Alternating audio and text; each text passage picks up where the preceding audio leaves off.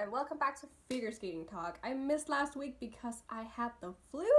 I am still a little bit getting over it, so if I'm sniffling or coughing a little bit, that's why. But I should be mostly good to go now. I hated that I had to miss another week of doing this because I was so excited about talking about figure skating and I just couldn't speak. I couldn't go more than 5 minutes without having to blow my nose. It was so annoying.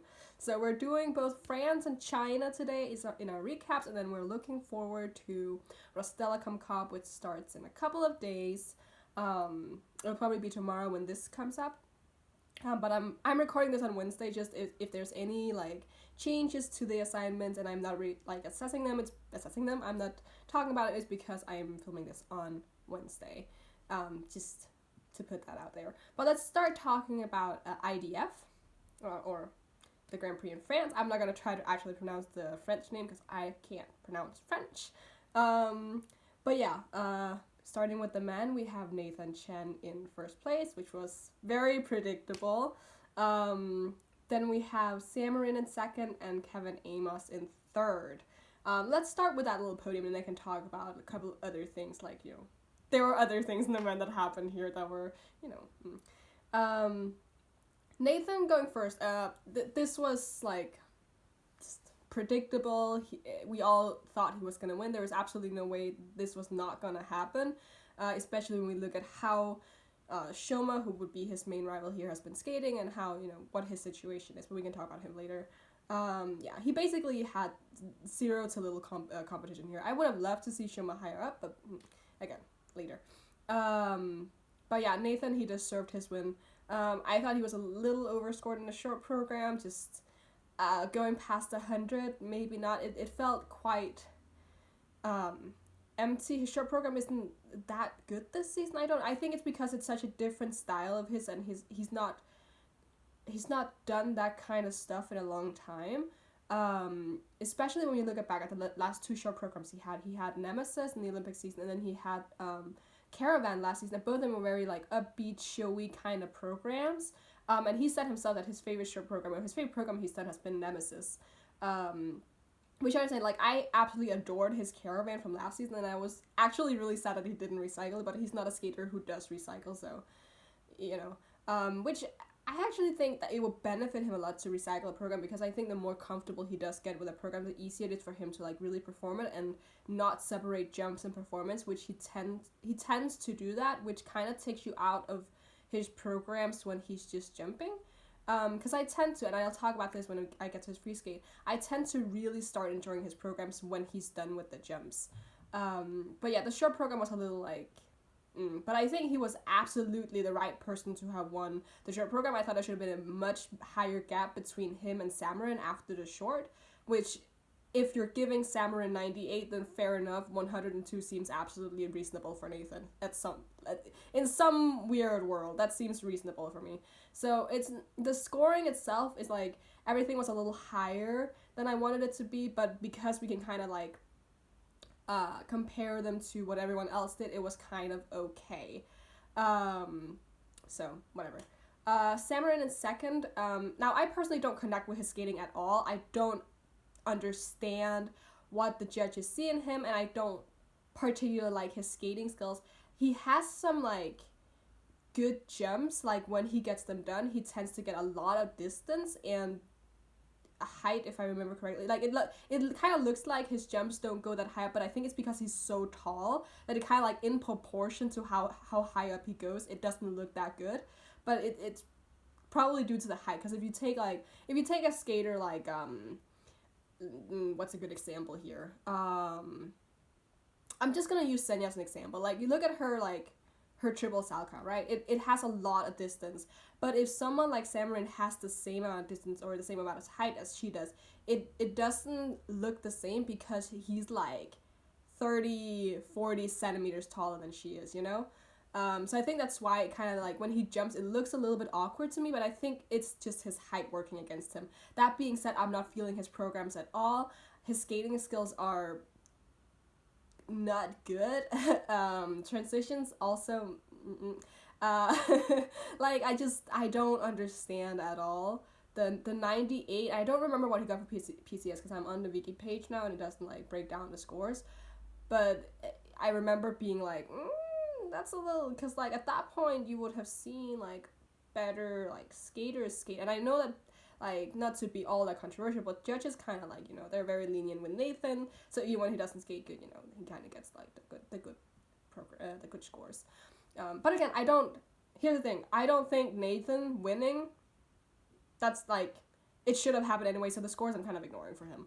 But because I think it made a difference with Samrin, because I think that Samrin obviously got a little too much PCS, and then when we look at Kevin Amos in his short program, even though he had a big mistake, in comparison to what Samrin did, I think he should have gotten a bit more points.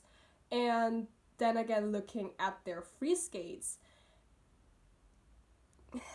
I just don't know, like, Kevin did win the free skate, but I just don't think that the gap was big enough. And I think at the very least the score differential should have been like very few points between them, or Kevin should have been higher on that podium. And that's just my feelings about it, just because, again, I don't connect with Samrin as skater, and I do connect with Kevin, so that makes me biased just by fault, because there could be people out there who connect with Samrin and then don't connect with Kevin for some reason.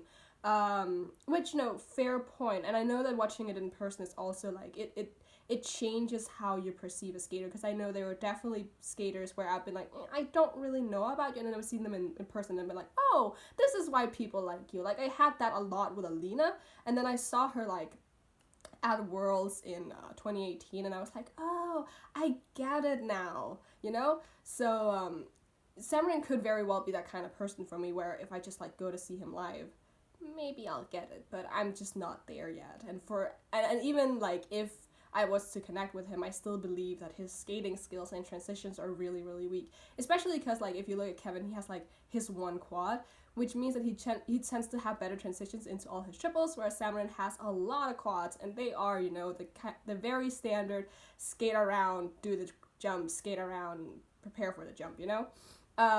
Which, again, but, you know, it is what it is, and even if the standings are correct, like I said, I could have bought this more if it had been, like, a point that separated them, and then it still was the same standings. But it's just like that 11-point difference, when very clearly I think Kevin is a superior skater.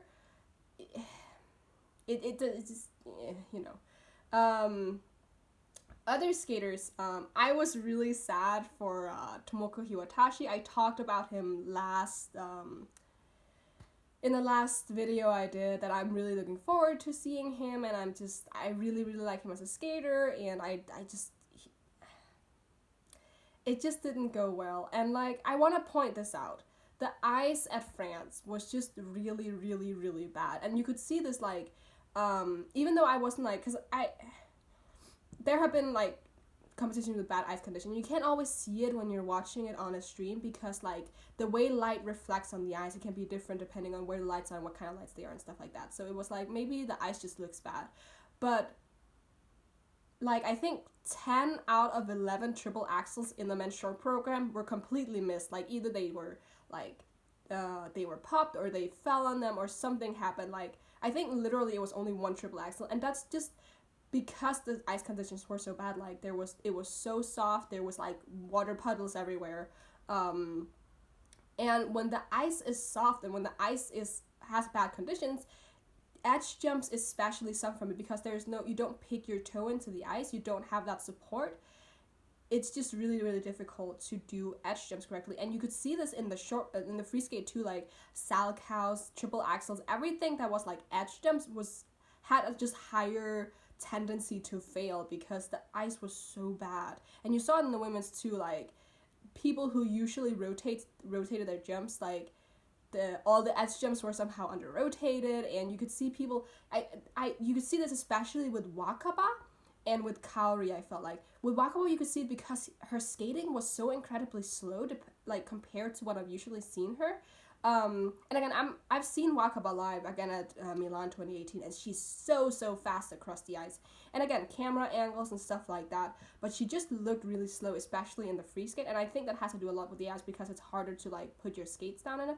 And Kaori's edge jumps, especially in Kaori, has so beautiful, like beautiful axles, beautiful loops. Like everything about her edge jumps are so perfect. But when you see her, every time you saw her going into the jumps, it was so careful and so slow. You could see it especially in her loop.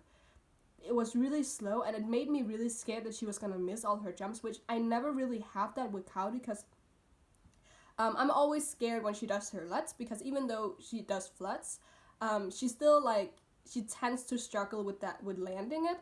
But I'm never scared of her going into an edge jump, because I know she always, like, she nails it every single time, right?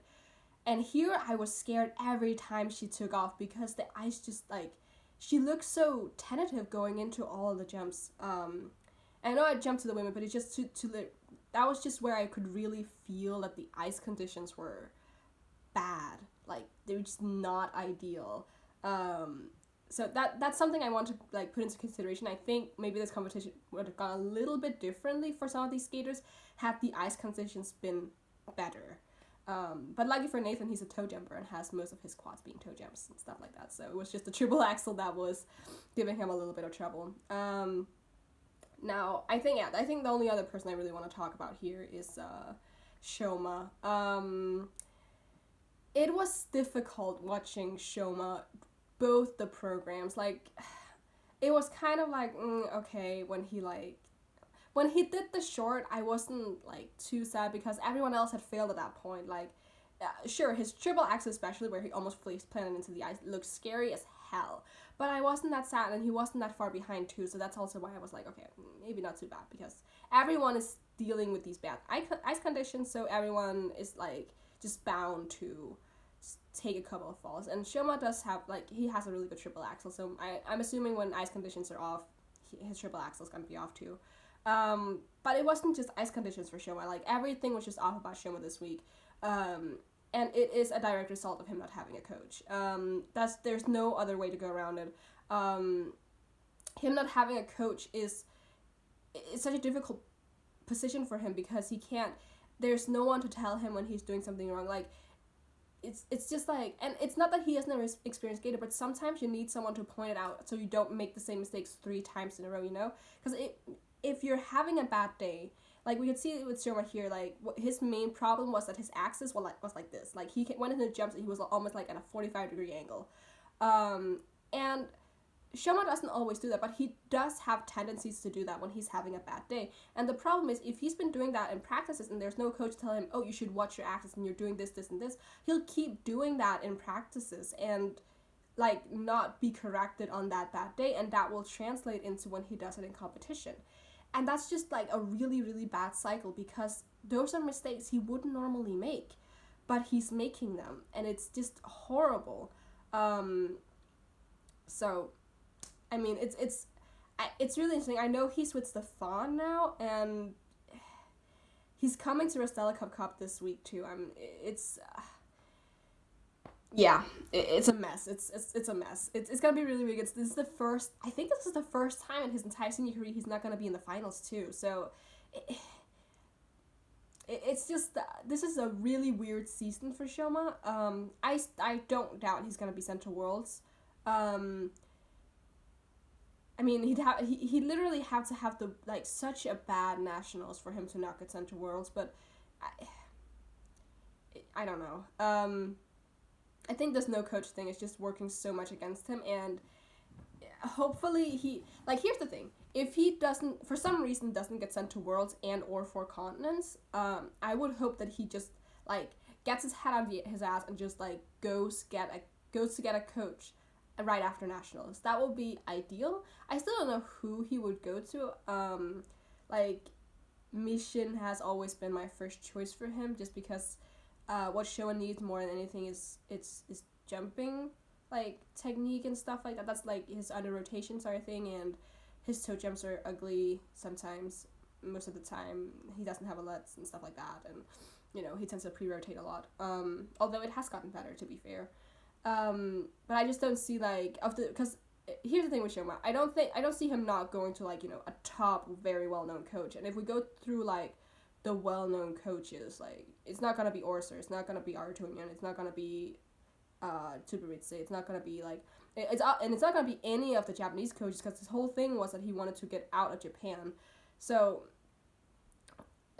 Mishin was just like always the first one to pop up for me, because you have like Stefan Lambiel and stuff like that, but it's not gonna be like a coach like him who tends to focus more on skating skills and presentation points and stuff like that. It has to be someone with good jump technique, and I, for the most part, like Mishin. I think he could give Shoma what he needs. Like, I don't always like Mishin's style, but I think Shoma has what he usually lacks anyway, so it doesn't matter.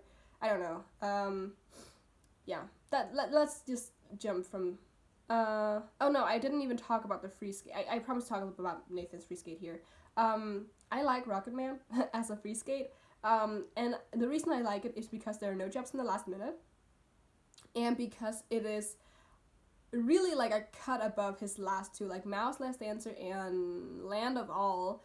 First of all, both of those free skate look literally the exact same to me, except for like two-ish choreographic moves. Like, both of his choreographic sequences at that point were just spread eagles doing nothing. But this one, his Rocket Man, it looks quite good. There are obviously, like, again, the first minute of his program, just, I don't remember it. The last minute of his program, quite good. And then the 2 minutes in between are like, if the jumps are good, that's probably gonna be fine, you know? But I think this is a step up from Nathan. I think he looks like he's having way more fun with this one than the last two programs he had. And I think that's where it really begins for a skater like Nathan, who is not known for his artistry. And I don't care what the US media says about Nathan and artistry. Artistry is not his default, like, state, you know? And I think giving him music and giving him programs he can have a lot of fun to is where he can begin to show that he can perform. So I am really happy that he's doing the Rocket Man, something more fun, more upbeat for his free skate, because it looks really good, and I was quite happy to see it this season. It looks good. I mean, yeah, it was one of his better free skates. Probably my favorite in his senior career. So yeah, I just wanted to talk about that. But my favorite moment of the entire men's competition was definitely Kevin Amos' reaction after his free skate. Like, he was so touched, he was so moved, and he absolutely deserved that medal. It was everything you could have hoped for. For the ladies, our podium is Aliona Kosternaya in first, Alina Sagitova in second, and Mariah Bell in third. I do think that when I made my predictions for the competition, I said that Mariah Bell was not gonna be in the podium. I was wrong. This podium, I don't think there's anything wrong with this podium. Aliona Kosternaya is by far, I've said this before, one of my favorite by far Terry girl. I do not like her programs this season compared to last season, but they're fine, I guess. She makes it look good because she has the musical interpretation, she has some good skating skills and all that stuff, and her triple axel is, kind of okay. I feel like it didn't really come out this competition because the ice was so bad and she under-rotated it. But, other than that, it was pretty good. I don't want to talk too much about her just because this wasn't the best competition I've seen, the best performance I've seen from her, and I just don't like the music. But whatever. Alina in second, also very predictable. Surprised that Mariah beat her in the free skate. But yeah, she looks kind of good too. I'm not sold on her programs yet either. But again, she looks like she's having fun, and I really like that she said that she didn't, like, coming in second for her did not, like, it didn't deter her. It didn't like, she wasn't sad that she got silver and not gold, and I really like that because there's been so much pressure on her for winning, and she needed to, like, do everything perfectly because she's the Olympic champion and all that stuff. And I think it's so good for her to just say that she's satisfied with silver, and all she wants is to put out a good performance, something that she can be happy with regardless of where she places. So that makes me really happy to hear, because she seems like the girl who does not do that well under pressure, like Worlds 2018,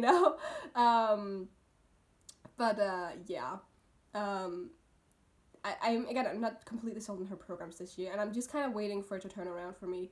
Because there are some potential there, but I'm waiting for the moment where it kind of makes sense for me. Mariah, I'm gonna be honest with you, I don't remember her short program. No, I do remember. It's to Britney Spears.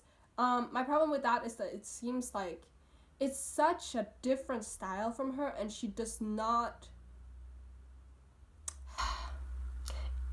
The problem is that I feel like Adam Ribbon should be skating it, you know?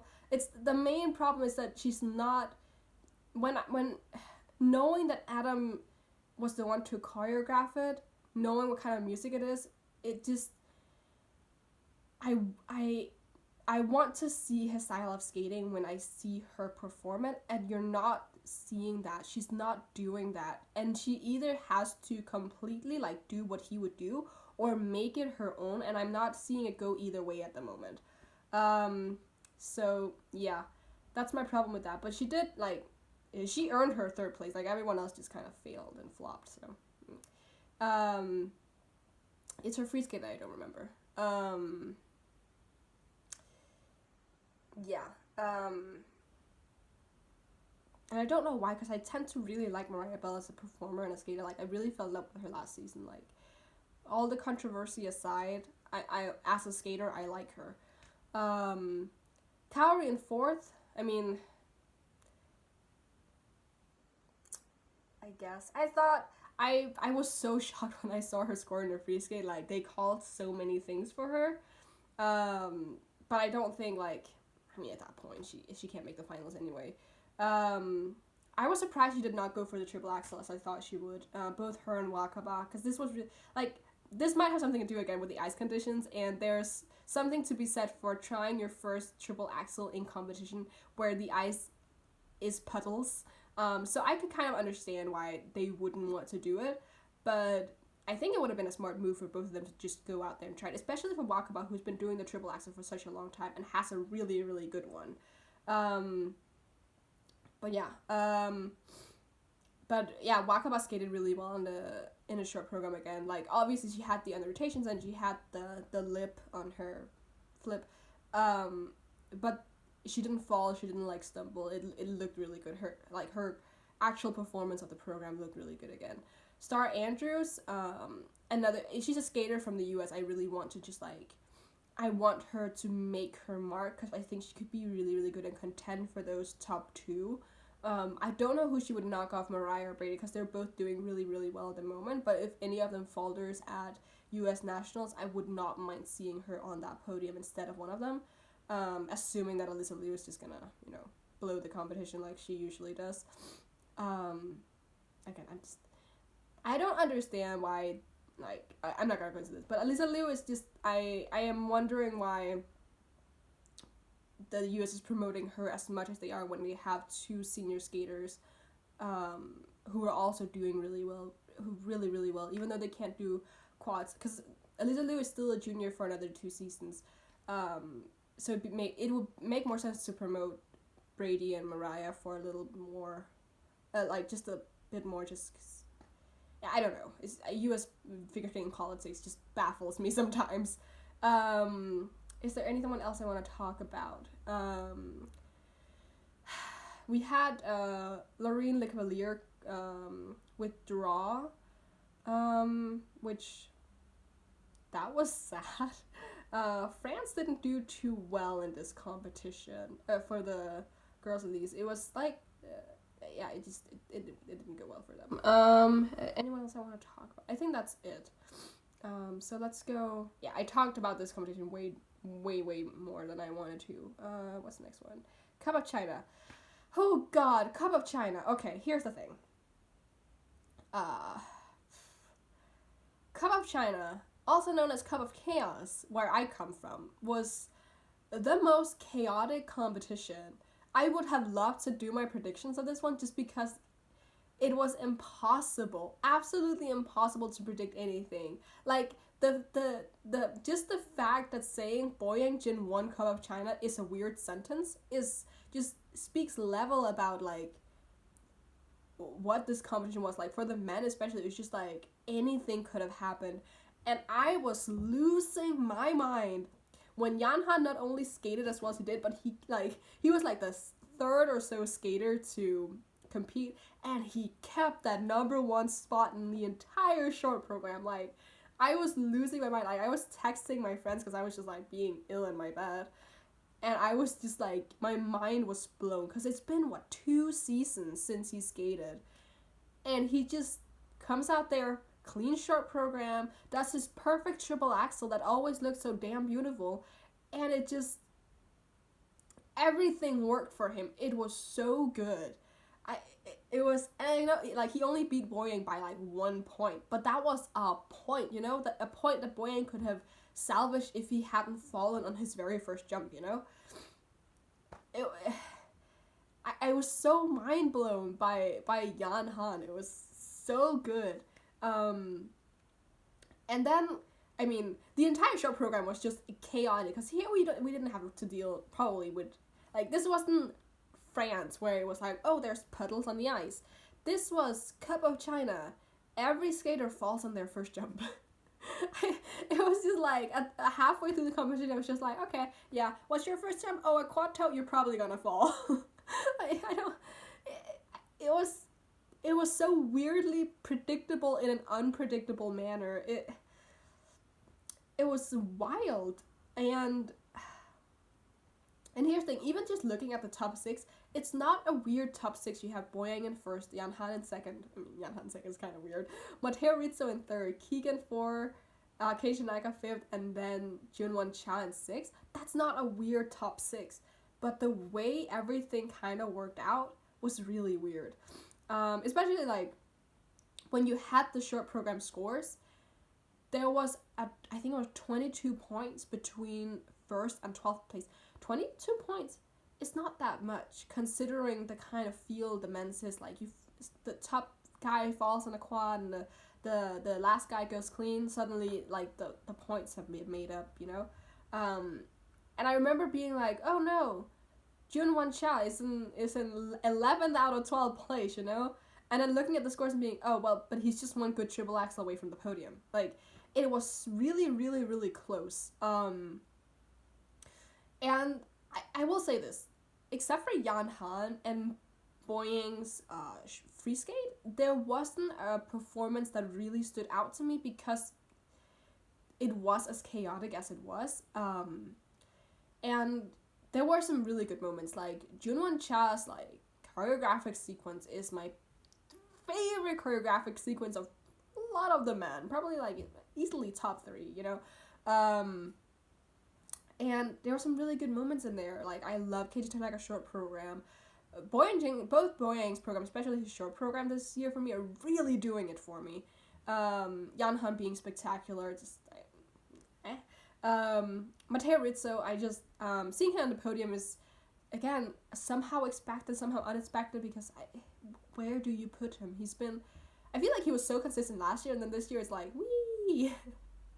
But again, it's just, I don't know what to say about this men's competition, because you could have told me any variation of this podium, and I would have believed that would be the podium. Like, other people, like Camden Polgan placing 8th was somehow a shock to me. I don't know why. Like, he was 4th, I believe. Yeah, 4th, seems right, in Skate Canada, and I was hoping to see something like that again. And if he had skated as well as he did there, he might as well have won, or at least podiumed, you know? Podiumed? Placed? You have Andre Lasukin and Conrad Orsel, both skaters who could do really well, but just bombed this week.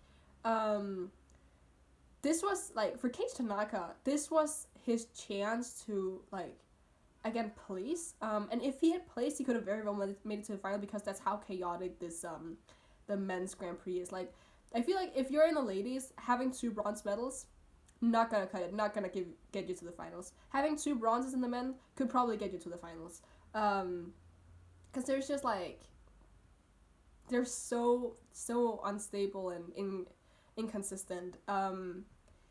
But yeah, it's such a shame, but I have said this before, Keiji Tanaka tends to peak at nationals when it really matters for him. Nationals is where they choose their third person to send to Worlds, and that's usually where Keiichi peaks and gets sent to Worlds. So I'm just waiting for his next competition in Japan to just be really, really good.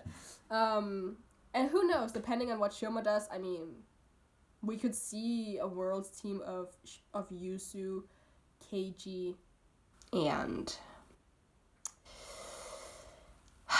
Shunsato, maybe? Like, Shunsato, is that his name? No, that's not what I'm looking for. Sato Yamamoto is who I'm looking for. Why I go with Shunsato, I don't know. But let's go to the ladies, because, like, that was a little less unpredictable. Anna Shibakova wins. I'm not mad about this, because there were so many other mistakes. Like, unlike in the first one she won, where I thought like she was quite overscored, the technical panel here did call a lot of things. I still think that her LUT should be called with a wrong edge, because it's very clearly inside. And that is simply due to, well, first of all, she doesn't really have that good of a LUTs to begin with, but it's mainly due to the fact that she pre-rotates it so much that it's impossible to stay in that outside edge. Like, I think I saw like an analysis of this, but I think like the more you pre-rotate a LUTs, the more inside it will go, because, you know, that's just how your body will naturally move, which is why for a LUTs and a flip jump, ideally, you shouldn't pre-rotate, because you lose the edge. So yeah. Not that you would pre-rotate to begin with, but like there are certain margins of pre-rotation that's okay for certain jumps, but the LUTs and the flip, but especially the LUTs, I feel like it's just not something you should and can do, because it can't stay on the outside if your body is moving this way, because then your foot will automatically like move to the inside, you know. Yeah, that's a little technical there, but it should have been called. And here's the thing, because even if they called it, all the times where she did her, like, she did 2 quads and 1 triple, I believe, she would still have won. She was so far ahead, there was no way she was not gonna win. So yeah, that's just like a little, because especially because they were so strict with the entire competition, but then they didn't call like some obvious errors with her just because she's Anna Shcherbakova. It's iffy. But again, because she won fair and square in my eyes, okay, yeah, give it to her. Satoko Miyahara, somehow for me, like, I was surprised that she actually got second place. I'm so used to her being underscored that I just did not expect for her to place that high. I thought third place was the very best she could possibly do. But she got the highest PCS of the bunch, which I still think they should have been higher than they were. There was definitely not enough of a gap between her and literally everyone else. But she won PCS, and that was a good thing. I believe she was the only skater to get over 70 PCS in the free skate, which is much, much deserved. But yeah, but they did call like a couple of things for her too, like her under rotations and stuff like that. So, and I do think, like, looking at her scores, I do think that 1 or 2 things weren't called for her, which I will then take as fair since she did not get higher PCS. So the fact that they didn't call something and they didn't give her high enough scores, that kind of like balances out. Because it's the same thing, like, I remember there was so much controversy about Worlds last season, right? And I remember my friend was like, well, if you had to rescore like the top 6, how would you do it? And for Satoko Miyahara especially, like, I changed the internal working cluster scores a lot, but in the end I got basically the same score she got at Worlds. It was just that her PCS and technical score for me were flipped, because I would give her much higher PCS but much lower technical, because she tends to under-rotate so much.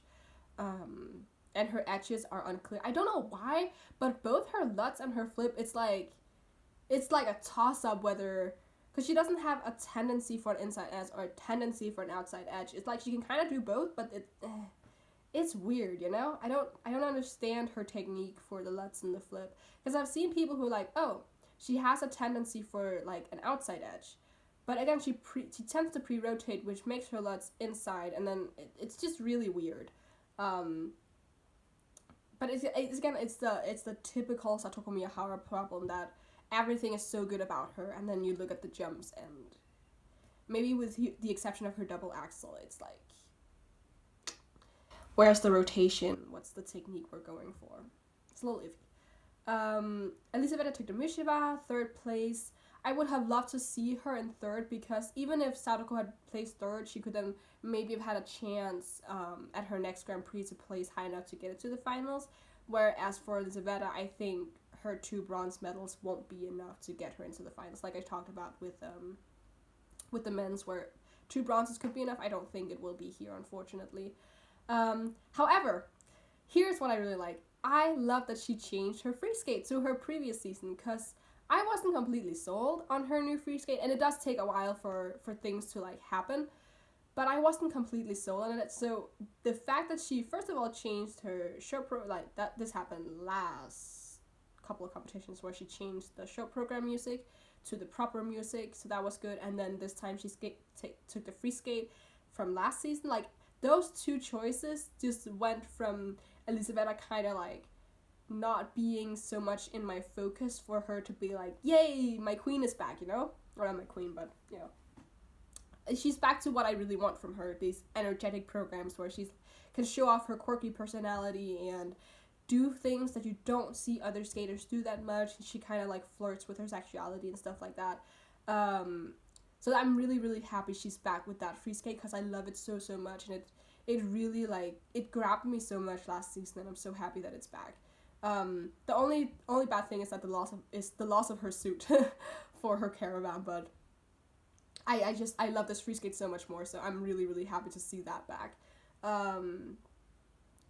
Young Yu being 4th was really unfortunate, because he had a really good chance of making it to the finals. I 100% thought it was going to be her and Anna at 1-2, but she had a really, really unfortunate short program, and that just, she couldn't salvage that at all.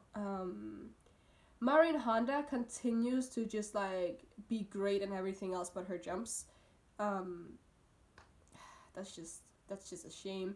And then Sofia Samarova. Okay. Sofia.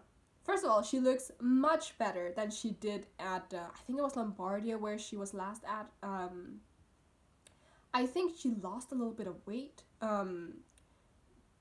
Meaning that I thought she put on a bit of weight before, or in the off season, and I think she's lost that weight again, which makes her jumps look more stable, because I think the additional weight that she had kind of messed with her a little bit, because she's not used to being that heavy. Not that she was fat or anything, like she just had a little bit extra on her, and I think if you're inconsistent in your weight, it's harder to do jumps, you know, because you're used to having another body type. And she looks energetic again. Like, she just looks much better than when I saw her at the test skates. And I think it was Lombardia, but I'm not entirely sure which challenge she did. I just remember seeing her and being like, oh, she doesn't have the energy she had last season, which I was really missing, because I fell in love with her so much last season. And then I kind of went away the last couple competitions, but now she really seems back. And it's almost such a shame, because she skated clean, but she didn't place. And that's just like Sofia Samarova's life story, is that she skates clean, but she doesn't place because she has 0 transitions into any of these jumps. And it holds her back a lot, because she really telegraphs her jumps. And it takes away from her usually very good presentation and her usually very good interpretation.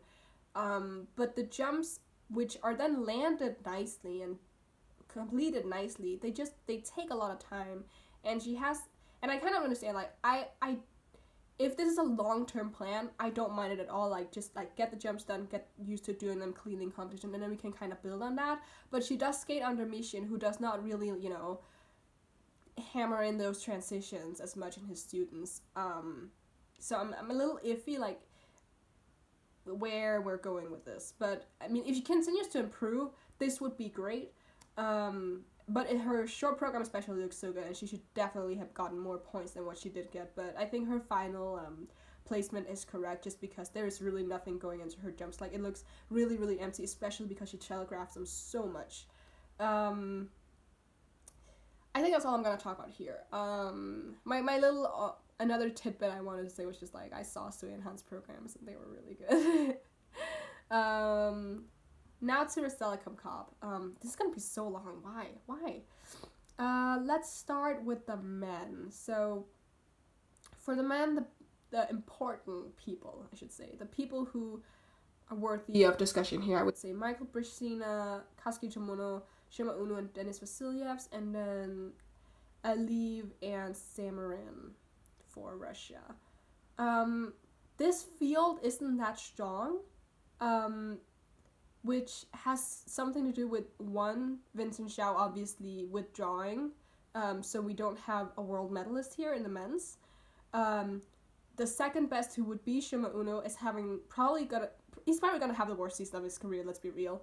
And everyone else is kind of like, what I call second name skaters. Like, these aren't skaters you think of when you think of the top tiers. I think this is probably going to be a really easy win for Samarin, which would give him his ticket to the finals. And Aliv, if he can pull it together, I would love to see him not just on the podium, but winning too. Denis Vasilyevs could do really, really well, but again, always depends. Like, Denis, he's a great skater, but he does not tend to skate clean. Kvidilashvili, I don't think I mentioned him, but Kvidilashvili is like, he could do the same he did last year, where he just kind of like, he takes advantage of other people's mistakes, or in this case it would be just like a weak field and then places, like he did at last year's Rostelecom Cup. Oh, we also have Nam Nguyen. Nam Nguyen could do really, really well here. He had a great Skate Canada. He could, because of the field, he could probably make the finals too, because he was second in Canada. But this field is really interesting because it has a lot of second name skaters, as I call them. I said that like twice. Just because Shoma is not at his best. Because had this been last season, this would have been such an easy win for Shoma. But he's just not. So I'll probably... My official prediction is going to be Samarin, Nguyen, Aliv for podium. But I think just those three are just the likeliest to get on the podium. I think Samohin too could probably mix in there if he skates clean, but he also just tends to not. So, yeah. The women's, I think, is definitely the more interesting competition here. We have Ekaterina from Azerbaijan, who I personally really like, even though, she's not a top name skater or anything. We have Chen Hongyi, who also competed last week, I believe. Emi Peltonen from Finland, Nicole Shaw from Germany, Sadako Miyahara, Yuna Shiraiba, and Johanna Yokoi from Japan. Stanislava Konstantinova, Evgenia Medvedeva, and Alexandra Trusova from Russia, Alexia Paganini from Switzerland, and Mariah Bell again from the US. I really question why on earth the US had both their top ladies do back-to-back events. Not back-to-back, I'm sorry. Mariah Bell did France. Okay, not back, but still fairly close to each other. The battle here, though, I'm gonna dismiss Mariah Bell again because I just don't think she's gonna have two good events in a row. But the Japanese ladies versus the Russians here. Stanislava tends to do really well in the beginning of the season and then flop as the season goes on. Because last season she did her Europeans, and that her performance at Europeans basically cost her world's world spot, and then when she went to Worlds as a senior substitute in Milan, she also did not do that well. But she did, I believe she did medal at Helsinki Grand Prix last season. And I also believe that I complained about that because she had a lot of uncalled under rotations. But yeah, the interesting bit here for me is whether or not Sadako Miyahara can gather enough points to get into the finals. And I think looking at the field, it should be very possible. She has more or less the same strengths as Mariah Bell, except she excels more in the PCS and then is a little bit worse in the jumps. So if she skates clean, I think between her and Mariah, if they both skate clean, I would give it to Sadako. So that's like one rival out of the way. Trusova is probably gonna win. so the best outcome we could do is 2 silvers, but 2 silvers is more than enough in this field, knowing that all the Ethereal girls are going to take all the top spots. So 2 second places is literally going to be like 4th qualifier, so that's good enough. Even just placing here is good enough. Now there's also the rival of Evgenia Medvedeva.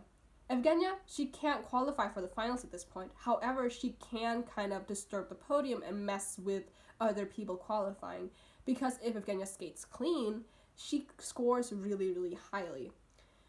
When it comes to Evgenia, though, I think, just like I said with the Japanese ladies at France, if she's gonna try that quad sal out, now is the perfect time, because even more so than Japanese nationals, Russian nationals is really where it's at. They put so much emphasis on their nationals, and Senya, she needs a little something to get a world spot. There are not only the 3 Terry girls who are 99% sure to get the 3 world spots, but there's also Alina Sakitova, who's definitely the most consistent of the people who don't have a quad or triple axel, and there is Elizaveta Tudormusheva, who has a triple axel. And I think if you take the triple A's and Senya, Alina, and Elizaveta, I think the most likely of those 3 to make an upset is Elizaveta Tudormusheva. And then after that, Alina Sakitova, and then Evgenia Medvedeva. And as someone who is a huge fan of Evgenia and would love to see her in Worlds, she needs, very unfortunately, she needs a quad. Because her Lutz isn't good, and even if, they're not going to call it a Nationals, let's be real. But they'll probably call it later, and they do take things as scoring potential into account when they choose who to send to Worlds and Europeans. So if she has to try it out, now is a really good time. But the question here is she gonna... It depends on what it looks like in practice, because we've seen her do it in harness, but that doesn't mean that she can do it out of harness. It's just... But she has said, like, her goal for this season is to rotate a quad style in competition. She hasn't specified she wanted to land it, because there is a difference between, rotating it and then falling and rotating it and landing. And I think she just wants to rotate it even if she falls. And that is a huge step in the right direction. If she can rotate a quad, amazing. But I think now would be a really good time to do it, because I don't believe she's up for any other competition before Nationals. This is the last one, unless they put her in the Golden Spin or something like that. But I don't know. So yeah, on the topic of Russian skaters and their spots and at World Championships, what I would want for Russia to do, because they have so many skaters right now who are top notch, I would love for them to send, their 1, 2, 3, probably the triple A's to Worlds, and then send 4, 5, 6 to Europeans, because the European Championship is not that high quality, because a lot of the top female skaters are from the US or Japan or Russia, And then you have your little stars here and there, but those are the main contestants. And if you send, let's say you send Elizaveta, Lina, and Medvedeva to Europeans, there's still a high chance that they could sweep the podium, even if they are your 4, 5, and 6 girls. And it would just, that would be such a power move from Russia too, because it shows off that they don't just have the top 3 ladies at the moment, they have the top 6.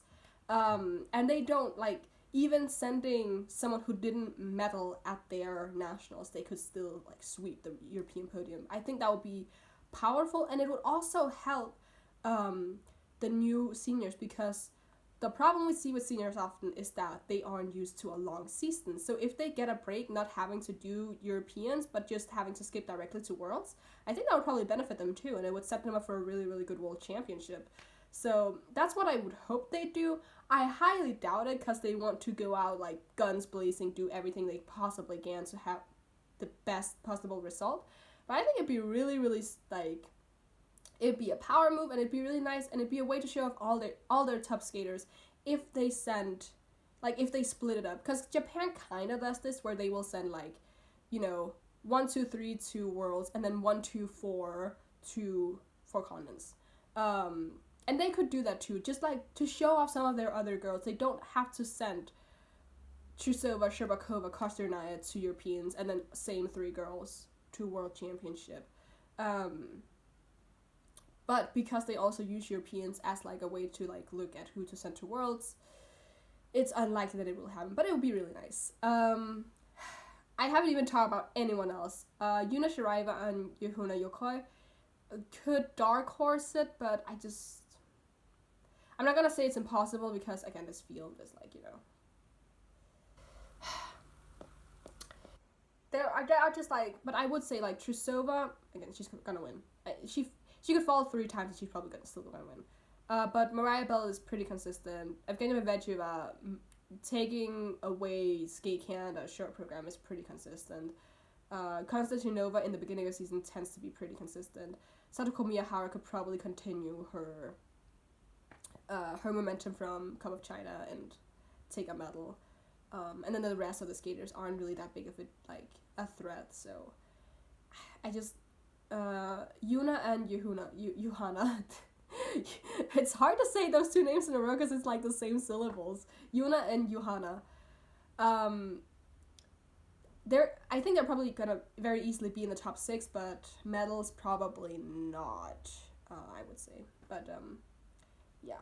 The Medvedeva-Trusova rivalry isn't that interesting. I'm more interested in seeing them being like really good friends and stuff. But yeah. For the sake of Sadako making it to the finals, I would love to see her in second at the very least, but I think third would also be good enough for her to make it. And then just have Evgenia somewhere there on the podium too. But I think this is pretty set in stone for Trusova. So yeah, is that it? I think it is, since I don't want to talk about pairs or dance. There aren't even any of my favorite dance teams here, I think. Which is a shame. I kind of like, I like dance, but none of my favorites are here, so that's a shame. Yeah, this was really long, but I miss talking about figure skating. I'm gonna try not to miss next week because illness and stuff like that, but yeah. Whew, this was long. You can leave a like if you like anything I had to say. Leave in the comments below what you thought of France and China and what you think your predictions are for Russia. And you can subscribe if you want to see more, and until next time, bye!